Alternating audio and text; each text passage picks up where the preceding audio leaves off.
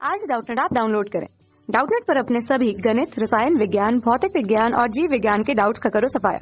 बस प्रश्न की फोटो खींचो, एक ही प्रश्न को क्रॉप करो और तुरंत वीडियो सोल्यूशन पाओ।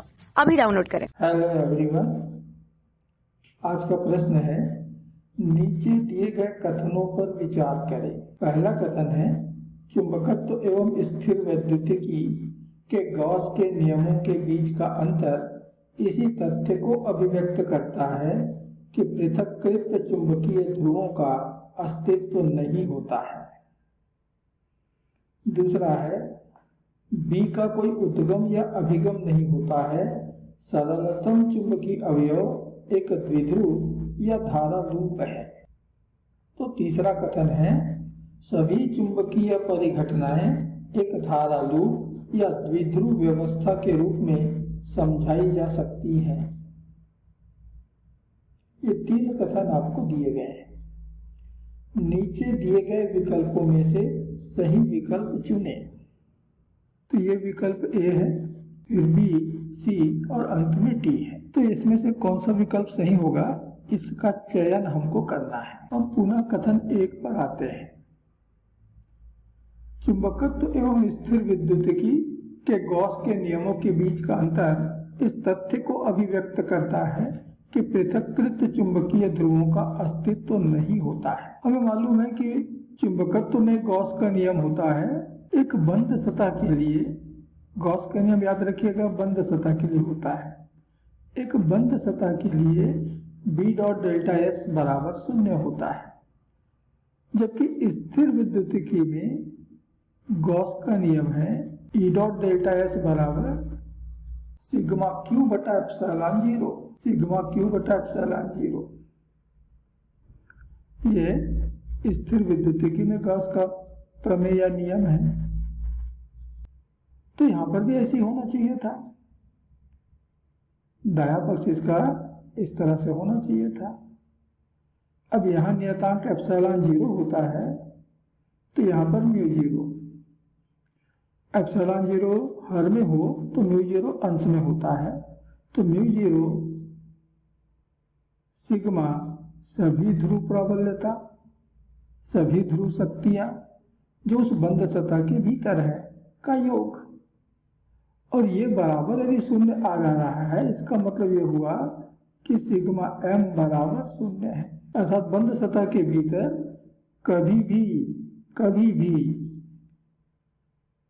सभी ध्रुव शक्तियों का योग 0 ही होता है। इसका तात्पर्य यह है कि वहां जितनी शक्ति का उत्तर ध्रुव होता है उतनी ही शक्ति का दक्षिण ध्रुव भी अवश्य उपस्थित होता है, और दोनों एक दूसरे के प्रभाव को निरस्त कर देते हैं और इसलिए परिणाम 0 आता है। अर्थात वहां पर स्वतंत्र उत्तर ध्रुव या स्वतंत्र दक्षिण ध्रुव नहीं होता, जैसे कि विद्युत में होता है कि हमको स्वतंत्र धनावेश भी मिल जाता है, हमें स्वतंत्र ऋणावेश भी प्राप्त होता है। ऐसी संभावना वहां पर नहीं है। तो इसका तात्पर्य हुआ कि स्वतंत्र ध्रुवों की स्वतंत्र उत्तर ध्रुव हमें मिल जाए या स्वतंत्र दक्षिण ध्रुव हमें मिल जाए, अर्थात एकल ध्रुव संभव नहीं है, वह अस्तित्व में ही नहीं है। और यही बात ये कथन भी कह रहा है कि चुंबकत्व एवं स्थिर वैद्युतिकी के गॉस के नियमों के बीच का अंतर इसी तथ्य को अभिव्यक्त करता है कि पृथक चुंबकीय ध्रुवों का अस्तित्व नहीं होता है। तो ये कथन आपका सत्य है, ये कथन हमारा सत्य है। अब हम दूसरे कथन पे आते हैं। कहता है बी का कोई उद्गम या अभिगम नहीं होता, यानी कहीं से बी निकलता नहीं और कहीं पर भी जाता नहीं। सरलतम चुंबकीय अवयव एक द्विध्रुव या धारा लूप है। हमें मालूम है कि एक विद्युत क्षेत्र जो है वो या तो धनात्मक आवेश से भी निकल सकता है, अर्थात ये आवेश विद्युत क्षेत्र का उद्गम हो गया, या कहीं पर यदि ऋण आवेश है तो क्षेत्र इसकी तरफ जाते हैं, इसके द्वारा उत्पन्न क्षेत्र की दिशा उसी की तरफ होती है। अर्थात ये ऋण आवेश जो है वो अभिगम हो गया, यहाँ से निकलते हैं और यहाँ पर जाते हैं। इसी को कहते हैं उद्गम। धनावेश उद्गम है और ऋणावेश अभिगम है। लेकिन चुंबकों की स्थिति में, चुंबकत्व की स्थिति में न तो हमको स्वतंत्र धनावेश उत्तर ध्रुव मिलता है, ये मिल ही नहीं सकता स्वतंत्र, और न ही हमको स्वतंत्र दक्षिण ध्रुव मिलता है, ये भी नहीं मिल सकते। क्या मिलता है? ये हमेशा युग्म में होते हैं। जैसा कि एक चुंबक के पास दोनों ध्रुव सदैव उपस्थित होंगे। आप इसके चाहे जितने भी छोटे टुकड़े क्यों न कर लें, प्रत्येक टुकड़े के पास उत्तर ध्रुव भी होगा, दक्षिण ध्रुव भी होगा। अर्थात चुंबकीय क्षेत्र की उत्पत्ति जो है, उसका जो सरलतम अवयव है वो एक द्विध्रुव, इसको हम कहते हैं द्विध्रुव, क्योंकि इसके पास हमेशा दो ध्रुव होते हैं। चुंबक का ही दूसरा नाम है चुंबकीय द्विध्रुव। इसी तरह से हमको मालूम है, यदि कोई धारा लूप है, किसी लूप में किसी कुंडली में धारा बह रही है, तो यह धारा लूप भी एक चुंबक के समान काम करता है। एक सिरे से आप देखेंगे तो लूप में बहने वाली धारा वामावर्त है, वो वामावर्त वाला जो पृष्ठ है ये आपका उत्तर ध्रुव बनेगा।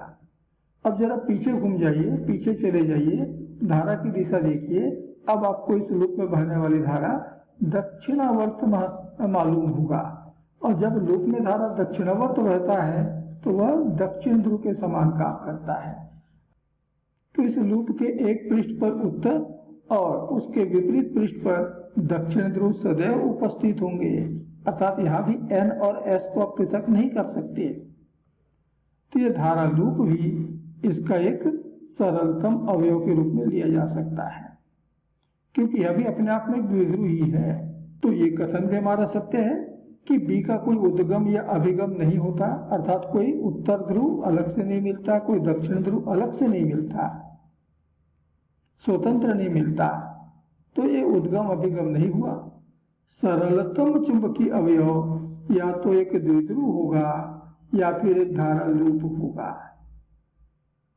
तो यह कथन भी हमारे लिए क्या हुआ? सत्य है। अब हम तीसरे कथन पे आते हैं। सभी चुंबकीय परिघटनाएं एक धारा लूप या द्विध्रुव व्यवस्था के रूप में समझाई जा सकती है। बिल्कुल समझाई जा सकती है, क्योंकि सरलतम चुंबकीय अवयव तो यही है, या तो धारा लूप या फिर द्विध्रुव। तो इन्हीं की सहायता से ही हम सभी चुंबकीय घटनाओं की व्याख्या करते हैं, सभी चुंबकीय घटनाओं को हम समझाते हैं, और इसलिए यह कथन भी हमारे लिए सत्य है, ये भी हमारे लिए सत्य है।